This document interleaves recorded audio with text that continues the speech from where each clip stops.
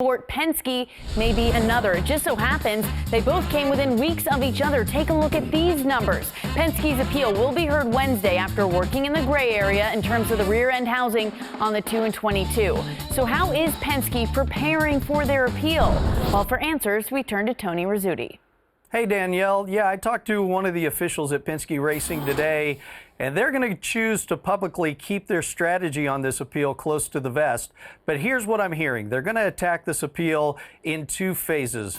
Number one, they're going to say that the parts were approved by NASCAR. Now, the gray area comes into the fact that they modified those parts. The second phase is they are going to say that these parts never raced in competition, which is different than the JGR penalties in which that engine did compete. So they feel it's a little bit too severe, and that's going to be their two-prong approach to the appeal. Now, if the suspensions hold up for the crew chiefs, a lot of people are asking who could possibly be on the boxes. Well, I'm hearing two names, Kevin Buskirk and Roy McCauley. Now, both of those guys have Sprint Cup Series crew chief experience, so it wouldn't surprise me at all if they end up on the box of the 2 and the 22 should the suspensions be held up by the NASCAR appeal. Tony, with some breaking news and great information there as this appeal approaches. Matt, what do you think of Penske's two-part approach? Well, I think they're going about. Racing Snobs has been following this story since the infraction was first reported at Texas. Tony Rizzuti has been covering Penske Racing throughout the season, spent the day at the R&D Center in Concord, North Carolina, awaiting the appeal panel's decision. Tony joining us now, and Tony, not the news Penske Racing was hoping for today. No, Danielle, it took the three-member NASCAR panel just over 5.5 hours to uphold the penalties handed down to Penske Racing following pre-race inspection at Texas Motor Speedway. Roger Penske emerged from the appeal, said that the entire process was fair and equitable. Obviously, a disappointing outcome with the panel. We met with the panel for probably over 4 or 5 hours. It was a good process. I feel that we have a good case, and as we're allowed to under the NASCAR rules in the rule book to appeal this to the next level. And we've notified NASCAR that we will go ahead and appeal this ruling today to the next level. And based on that, I really can't make any other comments because we're under a confidentiality agreement, based on the rule book and the process. So I appreciate all the interest today from the media. It's clear that we have a process, and at that point, I think I'm better off to waiting to see that conclude, and at that point, I can make any other personal comments that I want to make about this issue. Now, NASCAR tells us that appeal will be heard next Tuesday at 10 a.m. by Chief Appellate Officer John Middlebrook. So that is when Penske will learn the fate of his penalties following Texas Motor Speedway. Well, Tony, in the meantime, there is Talladega. So the question is, can the Penske personnel that has been penalized still travel to the racetrack this weekend? Well, Danielle, most people feel like they will be able to work this weekend, but Kerry Tharp did make it known to us that because one appeal has been heard, that John Middlebrook will have to defer the suspensions for this weekend, though he's never not said they could work. So many people feeling like we will see Paul Wolfe and Todd Gordon on the box at Talladega. Penske may be down. They're not out just yet. Tony, thanks so much. Thanks, Danielle.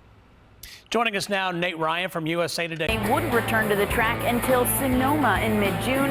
Now they only have to sit out Darlington, the Coke 600, and the All-Star race at Charlotte. They'll be back on track in time for Dover. Tony Rizzuti has been following Penske Racing all of 2013, including the penalties first reported at Texas. He's at the NASCAR R&D Center now in Concord, North Carolina. Reacting again today, we want the latest following the final appeal. Tony, a victory of sorts for Penske.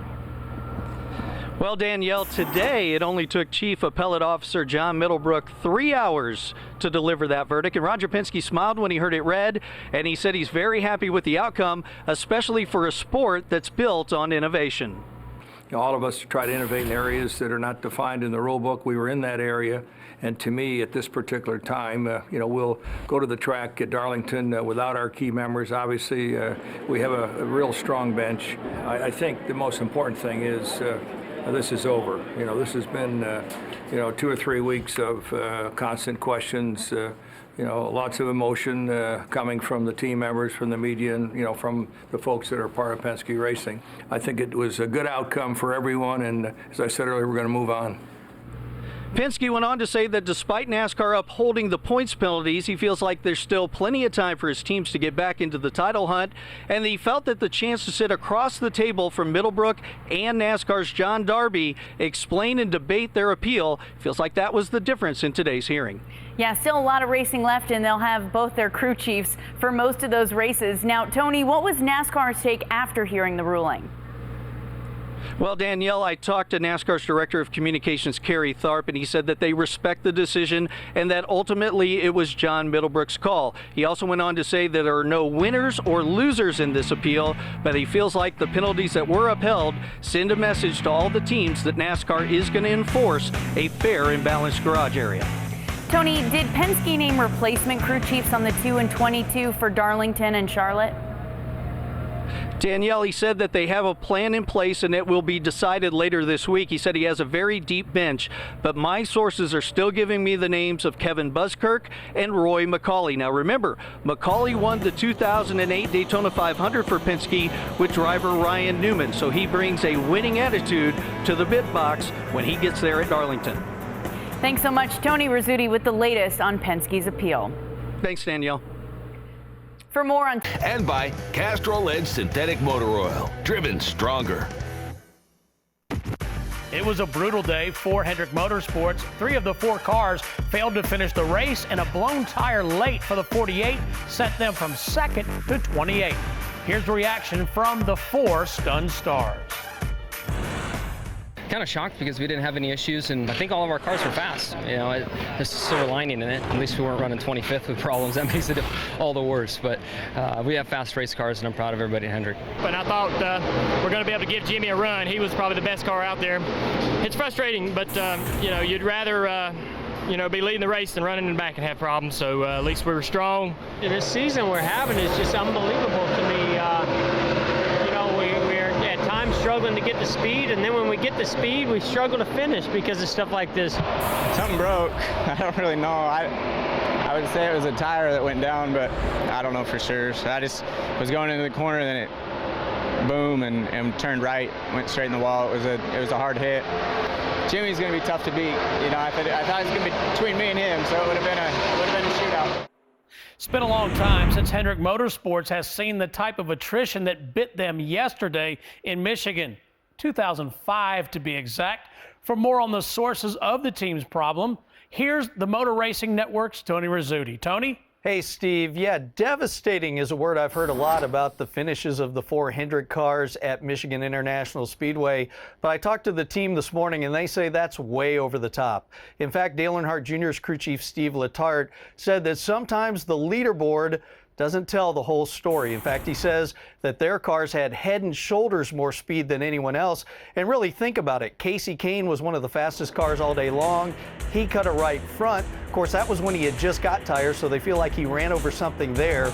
Jimmy Johnson was really probably the class of the field when you think about from start to finish. He has his tire problem, but admitted he was running the car to full extent trying to catch Greg Biffle, so they think that was just a problem that came from running the car too hard. And then you think about Dale Earnhardt Jr. He's leading when the motor goes up in smoke. So the only person that maybe is a little bit questionable here is Jeff Gordon because he wrecked early, but again, we didn't get a full 400 miles to find out what kind of car he would have had. Now, as for Dale Earnhardt Jr., Letarte said they feel like it might be a valve spring problem that caused that engine to expire. Doesn't think it's a big problem. The engine department will look at it, but he said the competition meetings this week should be normal. They don't like to dwell on the negatives. They're looking forward to Sonoma.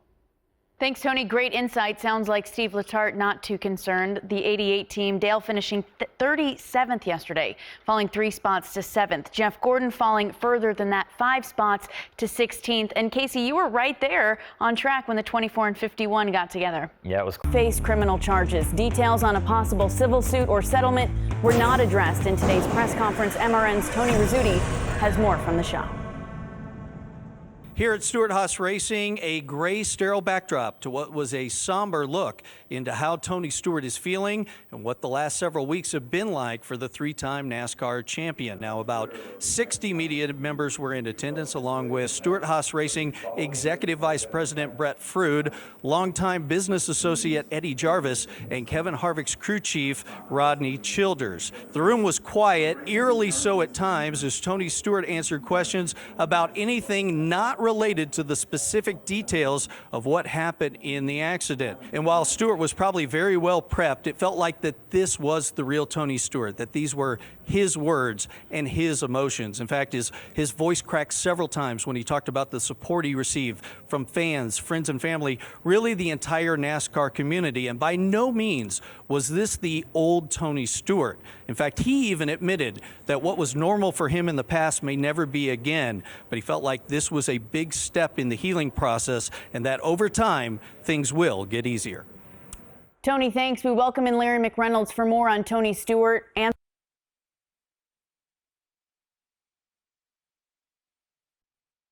After more than a month of investigation into the death of sprint car driver Kevin Ward Jr. at Canandaigua Motor Speedway on August 9th, an Ontario County grand jury has determined that there is no basis to charge NASCAR driver Tony Stewart with any crimes, thus closing the county's investigation. Now, Stewart released a statement of which I quote, "I respect everything the district attorney and the sheriff's office did to thoroughly investigate this tragic accident." Stewart went on to say, "While much of the attention has been on me, it's important to remember a young man lost his life. Kevin Ward Jr.'s family and friends will always be in my thoughts and prayers." Stewart will now head to Dover, Delaware to race in this weekend's NASCAR race. While he'll have to deal with this accident for his entire life, this at least puts a little bit of closure on what's been a tragic month. Tony, thanks. America's pregame coming up next. In Winners Weekend. The famous number 43 returned to victory lane at Daytona. We'll talk with winning driver Eric Amarola and his crew chief Trent Owens coming up.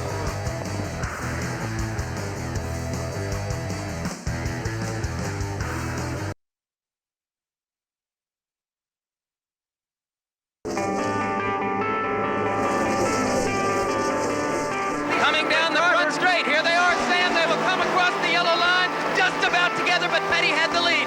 By the nose of the car, Richard Petty was just in front of Cale Yarborough. Richard Petty has won the 200th race. As I understand that no one in the whole history of racing has ever done that or ever won 200 races. That was a great moment. It's been 3 decades since Richard Petty took the 43 to victory lane at Daytona for that 200th win. Sunday, Eric Almirola took the number back to victory lane for his first career win. MRN's Tony Rizzuti has the story just up the road at their shop in Concord. Thanks, Stephen. Yeah, 30 years is a long time to wait for the 43 to get back to victory lane at Daytona, but I tell you what, it made for a very special Monday here at the shop. It's awesome because everybody's pumped up and excited, and you just smiles on everybody's face. I mean, that's just the best of feelings that you could possibly have, to walk into a shop and everybody's smiling and happy and high-fiving and still really pumped up about the weekend. So most of the time you come back to the shop and it's like, all right, what do we need to do to get better for next weekend? Or you come back and you're like, bad weekend, bad luck, whatever. But coming back from victory lane is so cool. Yeah, it was a lot different. Just to see all the smiles on everyone's faces. You know, there's a lot of people it takes to make these race teams go around, and you know, that's really the gratifying part of a win, is to come back and see the excitement on everyone's face, see the excitement on all the crew guys' face in victory lane. That's very rewarding for a crew chief. It's certainly a dream come true. Yeah, and of all places, to do it at Daytona.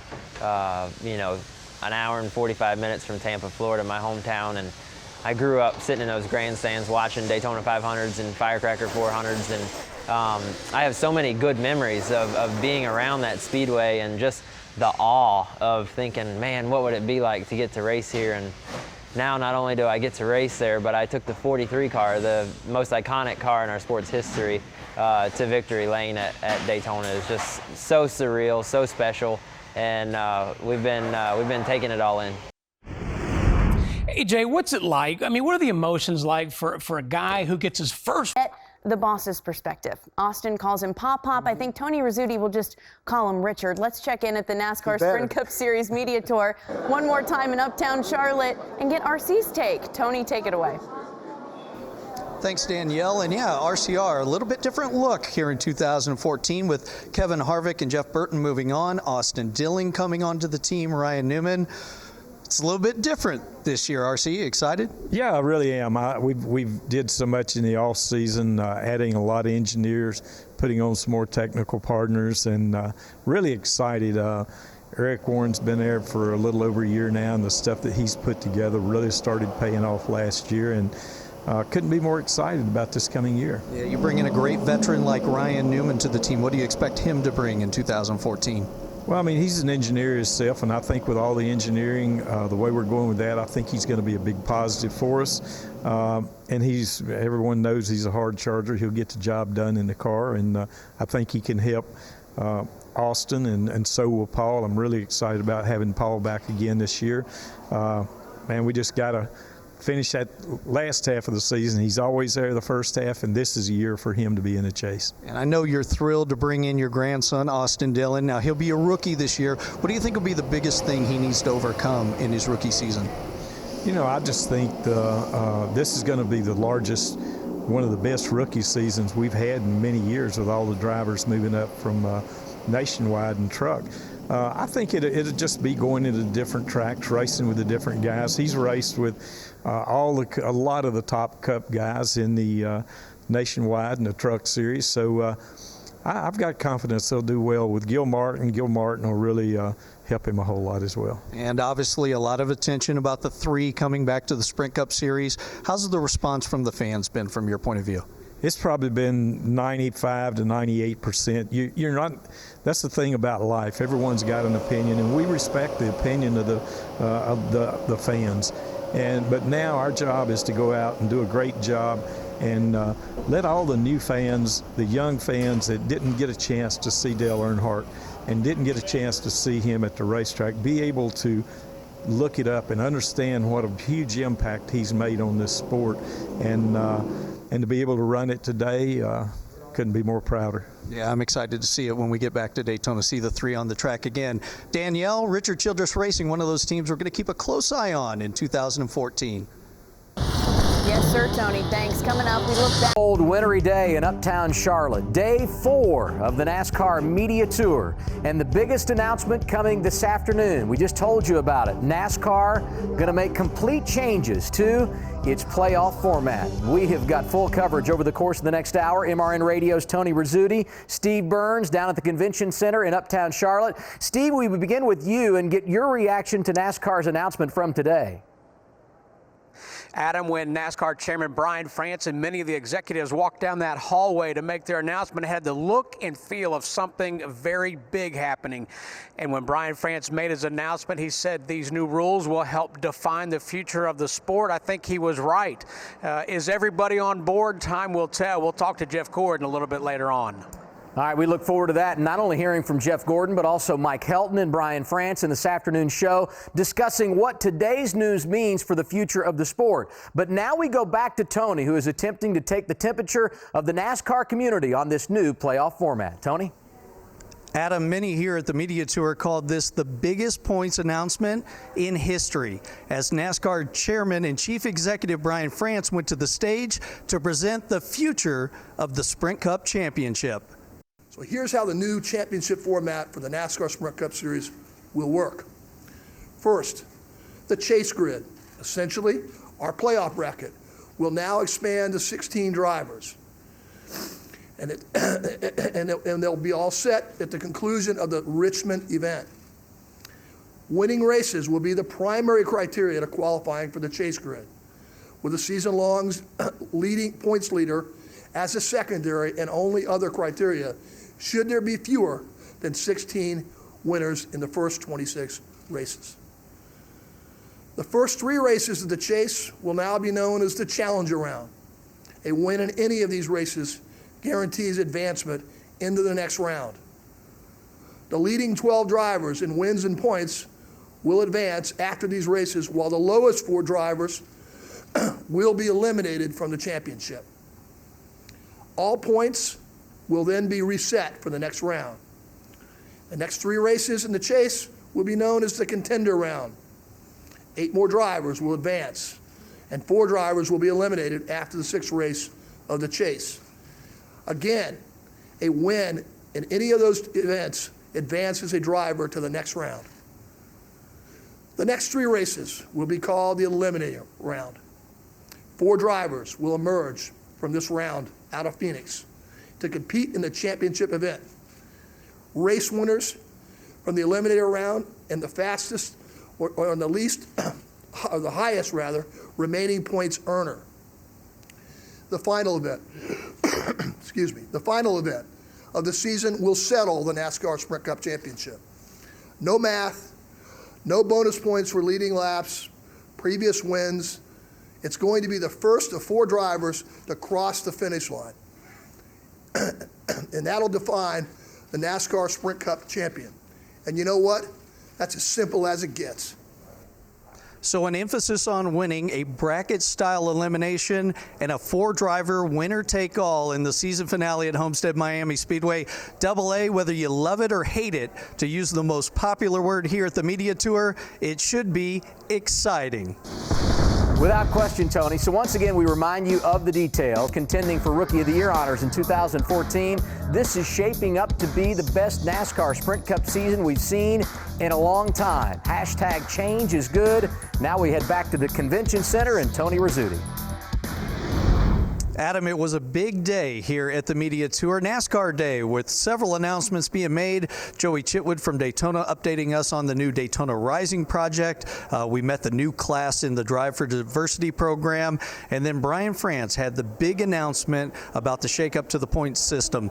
Reaction in the room a little varied. Most people very positive about it. Some people concerned about this emphasis on winning if they went far enough.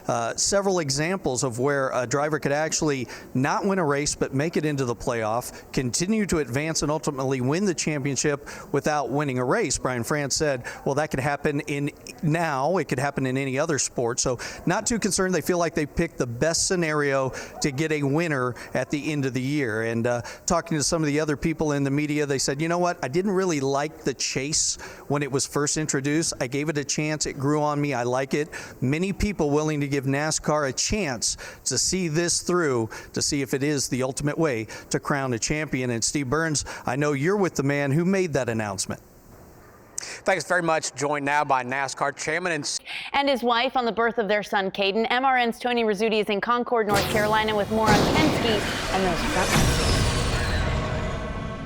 Here at the NASCAR Research and Development Center in Concord, North Carolina, they're awaiting the first and second place finishing cars from Phoenix, those belonging to Kevin Harvick and Dale Earnhardt Jr. And while Chevrolet has won the first 2 races of 2014, it's very apparent that the Team Penske Fords have done their R&D coming into the season. They backed up a very strong Speed Weeks with another good run at Phoenix, sweeping the front row in qualifying. Joey Logano finishing 4th in the race yesterday, admitting after the race he probably could have finished second, but he was going for the win, trying to punch that elusive ticket to get into the chase. And then Brad Keselowski, he won the pole during the very first knockout qualifying, but then his crew chief Paul Wolfe flew back to North Carolina on Saturday night to witness the birth of his son Caden. So Brian Wilson and Greg Irwin called the shots for that car. They end up 3rd. So Keselowski now 2nd in points, Logano in 4th, but it's a quick turnaround as we get ready for Las Vegas. Paul Wolfe back to work, getting the cars ready, trying to get that Blue Deuce another strong finish. They finished 3rd at Daytona, 3rd at Phoenix, and last year at Las Vegas, they finished 3rd. Thank you, Tony. So I know we were talking earlier about Rodney Childers. There you heard it. Systematic pressure, the key to winning the race. Brad's crew chief, Paul Wolfe, also said he finally has his 2 team all working in the same direction. It's paying dividends early. For more at the shop, here's MRN's Tony Rizzuti. Last week, Team Penske crew chief Paul Wolfe missed the team's 3rd place finish at Phoenix to witness the birth of his son, Caden. This week, Wolfe returned to the track, and he knew in order to get Brad Keselowski and his white light to victory lane, his pit calls would have to be aggressive. That's what we were known for, and we've had a lot of success being aggressive.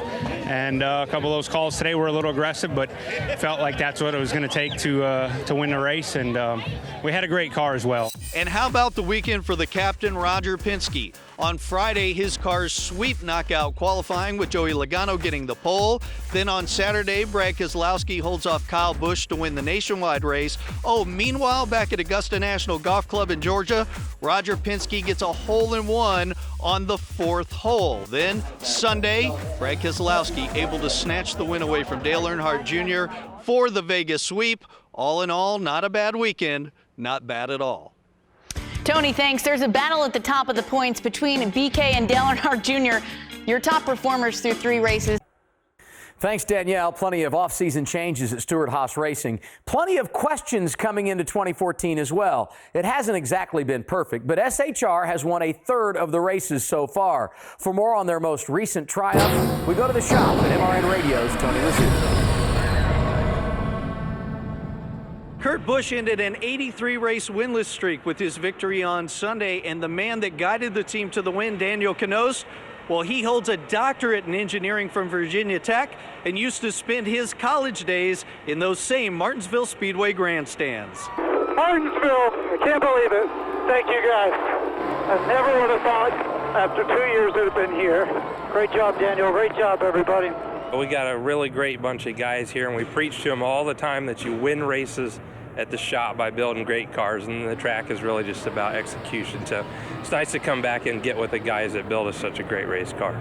And I feel like Kurt did a really great job of not getting caught up in all that stuff, getting refocused, focusing on his equipment. You know, I feel like the last 2 tracks really have been a lot about tire management, and I think he's done a great job of being aware of where he was in the cycle and pushing when he needed to push and conserving when he could afford to conserve. I spent 6 years in graduate school at Virginia Tech, and my wife and I would go down to Martinsville and we would sit in the stands and watch. So it kind of felt like a home track for us, and it's really neat for me and for her to get our first win at Martinsville. For all of the talk about Stewart-Haas Racing coming into 2014, they've answered. 2 wins in the first 6 races, and the first organization in the NASCAR Sprint Cup Series this year to have multiple winners. Not a bad start. Reporting from Stewart-Haas Racing, I'm Tony Rizzuti. Thanks, Tony. Big win for Kurt Busch, 25th his. And by the way, interesting stat, Dale Earnhardt won 67 races in 506 starts. Jimmy got to 67 in 447 starts. MRN's Tony Rizzuti is at Hendrick Motorsports with Jimmy's crew chief, Chad Canals. One of the biggest questions in the Sprint Cup Series garage over the last month was when would the 48 get back to victory lane? Well, Sunday night, they got that victory, and Chad Canals and Jimmy Johnson got the winless monkey off their back. Emotions run high in motorsports, as we all know, and especially throughout the course of a 600-mile event. And obviously, we went in very optimistic after sitting on the pole. You don't know what's going to happen as you begin to transition from the daytime into the evening and then tonight. So as we were watching and seeing how we were going and keeping up with the car, we started to feel pretty good about it. So when we were able to get the checkered flag and get to victory lane, it was definitely a bit of relief for sure, but a lot of excitement as well. Yes, I completely took the 5 cars notes and just went through them with a fine-tooth comb, and that's kind of how we showed up at Charlotte Motor Speedway for qualifying, and then we kind of tuned and morphed it from that standpoint. But all the credit goes to Kenny. Those guys did a good job for the All-Star event. That's what turned us on to their setup.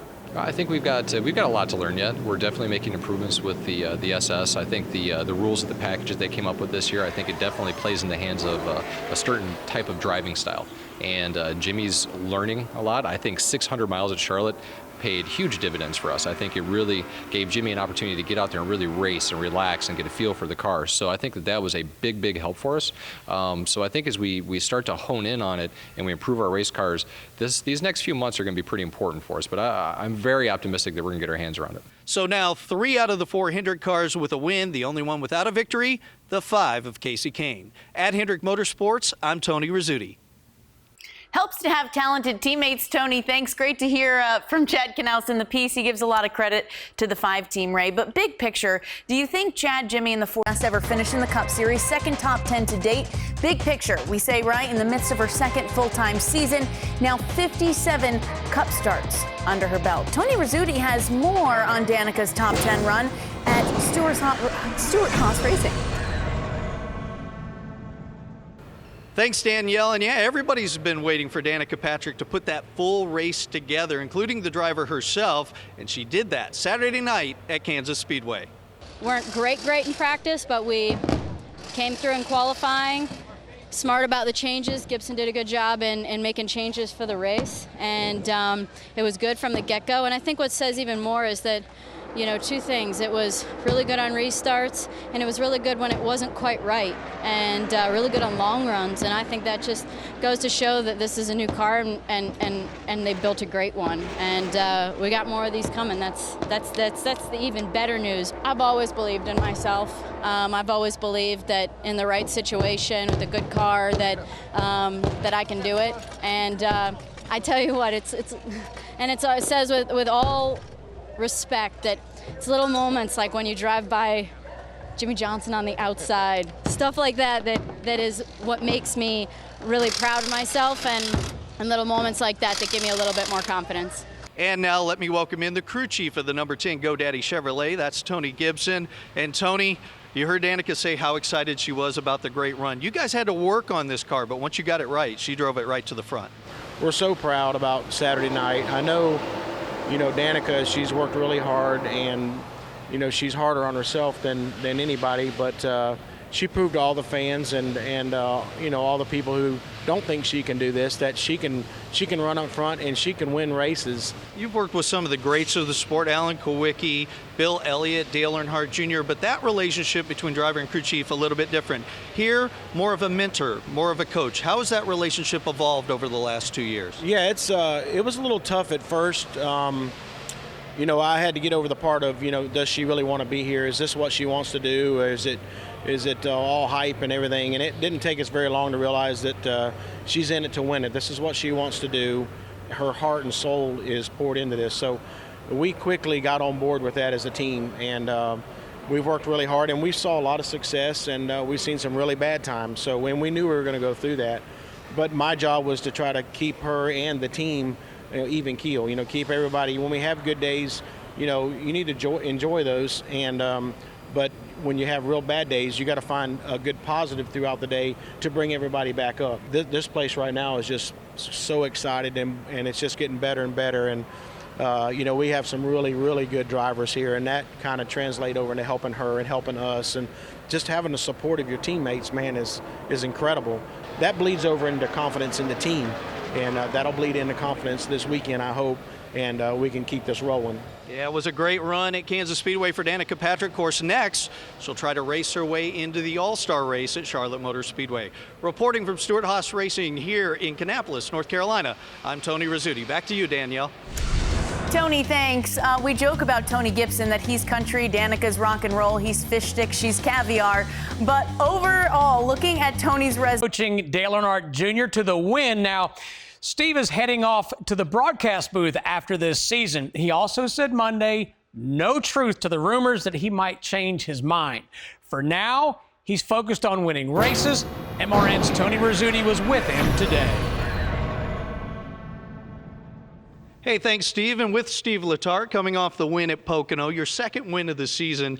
I know that sounds good. I bet it feels even better. Absolutely. You know, when you join racing as a career, when you decide you're going to be a racer, it's all about wins. And winning races is the key to it all. And winning two in the same season is really a step in the right direction and an exciting day for sure. You said something interesting in your post-race comments. You talked about trying to keep emotions in check with the team. You said you learn more about your team when you finish 43rd than you do when you win. How guarded do you have to be against overconfidence at this stage of the season? I don't think it's overconfidence, but I think it's, you know, natural instinct that when you're kind of on the top of the cycle, you maybe don't work as hard as when you're on the bottom of the cycle. I think that's natural for anyone in any sport. So we just need to make sure that we buckle down and we're as focused and as prepared for Michigan as we would have been if we finished last at Pocono. And I think as long as you take that mindset, you could continue to run well and hopefully carry the momentum all the way into the chase. And they have a lot of momentum right now. 2 wins locked into the chase, and like you said, they head to Michigan, a track where Dale Jr. has won before. Yeah, thank you, Tony. Numbers sometimes don't tell the story, but take a look at these concerning Dale Earnhardt Jr. He's your hate mail to @BobDillner on Twitter. A few veteran drivers still looking for their first restrictor plate win. No, not Jamie Mack, and Denny Hamlin crossed his name off that list at Dega in May. But how about Kurt Busch in 54 starts over? You can add Casey Kane, Carl Edwards, Truex, Paul Menard, and Joey Logano to the list. MRN's Tony Rizzuti has more on the 22 heading into the weekend. Joey Logano has 2 wins in 2014 and a coveted spot in the chase for the Sprint Cup Championship. But what he doesn't have, as you saw, is a win on a restrictor plate track, ever. Logano hopes to change his fortune Saturday night in Daytona, but to do that, he'll have to survive what he calls a wild card race. Logano admits that no matter how fast your race car is or what position you put yourself in, you're really at the mercy of the pack. In fact, he said that's what's robbed him of any chance to win at one of these tracks in the past. But still, he's confident going into the race weekend. They're not really concerned about the engine issues that they had at Pocono in Kentucky, where they lost a cylinder late. This is a little bit different engine package. What you worry about here is blowing water out of the engine and losing the entire bottom end, so not a big concern for the team heading into Daytona. Still, Logano confident that he can get a victory at Daytona, so much so that he took to Twitter and had a little fun with his teammate Brad Keselowski. He said, "Brad, I'll show you the proper way to open a champagne bottle this Saturday night." At Team Penske, I'm Tony Rizzuti. Yeah, Joey Logano has some experience 2 times in victory lane this season. Tony, thanks. Ray Dunlap joining us now. It's Ryan Newman's Daytona 500 win there in 2008, arguably one of the biggest of his career. The other coming last season when the Hoosier native won at Indy. When it comes to the big races, Ryan's got the resume, but he's yet to win a championship. Today we examine Newman's window of opportunity to claim his first Cup trophy. Ryan Newman's a difficult one to figure out because he's always been fast. The Rocket, Ryan Newman, looking for his 7th pole at New Hampshire Motor Speedway. New track record, Ryan Newman does it. And he's a person that always gives you a shot at 1 or maybe even 2 victories a year. Ryan Newman wins the Brickyard 400. Hello, Jeff. Good job, guys. And Ryan Newman wins the Goodies Fast Relief 500. A rocky transition from Stewart Haas Racing over to Richard Childress Racing. We know that Richard Childress knows how to win championships. He did that with Dale Earnhardt Sr. Congratulations, Dale Earnhardt, clinching his 7th Winston Cup championship. But remember, the last one, 1994. Boy, that was a long time ago. They put him in that 31 car. We kind of expected a little magic there, and you know what? I haven't seen it. He knows how to go fast. He knows how to win races. I just don't know if I can just picture Ryan Newman as a Sprint Cup Series champion. He hasn't been able to close the door on that championship. He's still capable of winning plenty of races at all different kinds of racetracks. I just don't see it in Ryan Newman. I also right now don't see it in Richard Childress Racing. But Ryan Newman right now, as far as I'm concerned, I think that door, that window to win a championship, it's completely shut. And I start watching this window start going down, down, down, down, down. And it's up to Ryan to kind of turn this thing around. He has all the talent. He has all of what's necessary as far as the equipment, I think, to get it done. And to me, each and every year that he doesn't make a challenge for a championship, that window just keeps getting closer and closer to being closed. Today, I have to say, even though he's still not an old driver, Ryan Newman's window of opportunity to win a Sprint Cup Series championship, it's just about a quarter open. I got to keep pushing that sill down just a little bit. The reason why, RCR hasn't won a championship in almost 20 years. It's getting a little tougher to crawl through that crack. I would say his opportunity to win a championship probably is closed down to about halfway. Getting older, new organization, getting settled in, the Rocket's going to have to get some more fuel to make it happen. But as far as his window of opportunity to win a championship, I think it's completely shut. So you're saying there's a chance? Well, I don't know about that. Not but so much. Yeah, I mean, you got to look at Ryan Newman. And we all stayed out. Some took 2. The 4 team ended up winning the race with those 4 fresh Goodyear Eagles. That call, just one of the many reasons Rodney Childers is a shoo-in for Crew Chief of the Year. In just 2 weeks, his team will be honored in Las Vegas, but right now he's in Charlotte with our MRN's Tony Rizzuti.